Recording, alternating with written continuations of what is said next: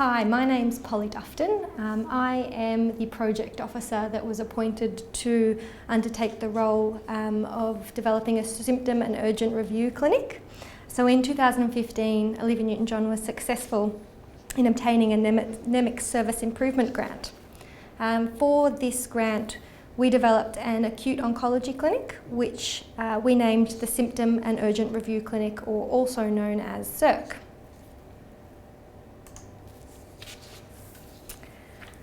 So initially, we identified that there were more and more patients receiving cancer treatment in the outpatient setting. This, however, places a greater responsibility on patients and informal caregivers to identify and manage symptoms that occur outside the hospital setting.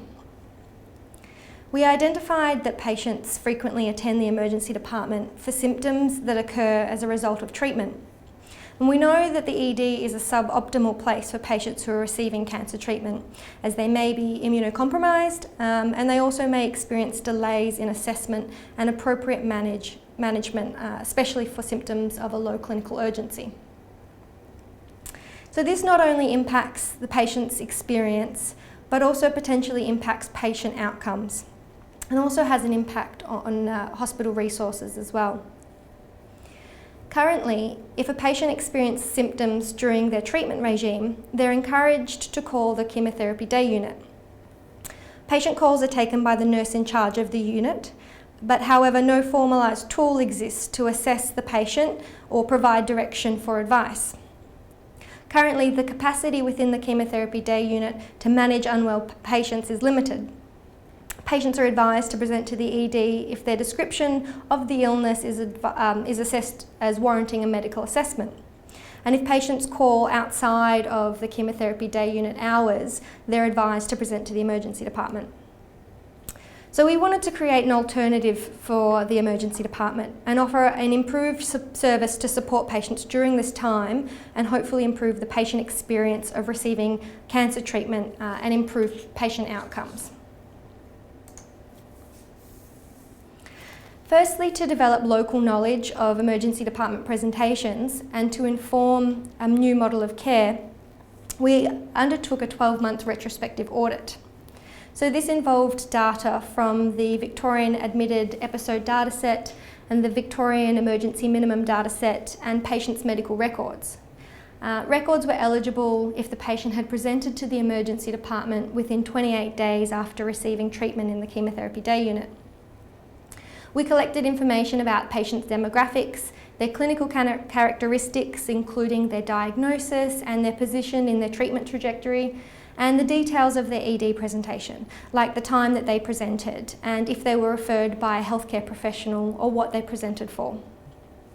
A space audit was also undertaken so we could determine where the SIRC would be located, and it was identified that the CDU, or the chemotherapy day unit, would be the most appropriate place due to the availability of oncology physicians and other healthcare professionals.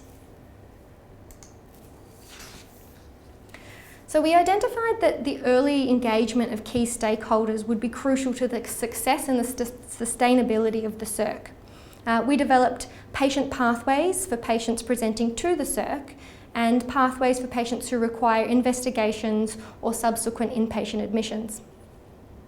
Through these, we identified key stakeholders and developed a steering committee for the SIRC. Through this committee, we've also established a governance structure for the ongoing development, progress and evaluation of the SIRC. To successfully implement change, we identified the need to engage the local team of nurses and allied health. To achieve this, we undertook 2 focus groups with all relevant clinical staff. This aimed to include them in the identification for the need for SIRC and to identify any barriers to the implementation of the SIRC. Some of the challenges identified in the focus groups included the operating hours of the clinic, whereby it was seen as unsafe for patients to be waiting for an inpatient bed after closing hours of the chemotherapy day unit. So to combat this, we've decided that the hours for physical presentation to the SIRC would finish at 2 o'clock to allow adequate time for patients requiring inpatient admission before SIRC closing time. We also identified that communication with day oncology would be a significant challenge. So this includes timely assessment and review by medical staff and other healthcare professionals. So to combat this, we decided to develop the CERC nurse role into a nurse practitioner role. And we also wanted the role of the CERC clinic to be built into the Day Oncology Registrar Orientation Program. Another challenge identified was the CERC and the chemotherapy day unit relationship. So it was really important that there was a productive relationship, because overflow from the CERC would need to be supported by the chemotherapy day unit staff. So involving day oncology in the planning and the development of the clinic assisted in building and supporting the relationship between the two services. Furthermore, identifying how the CERC offers to support the day oncology encouraged a supportive relationship.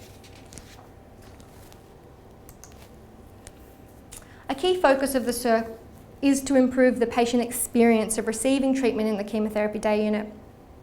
So we decided to undertake a number of baseline patient interviews. These were semi-structured interviews and explored the experience of patients who present to the emergency department for symptom management.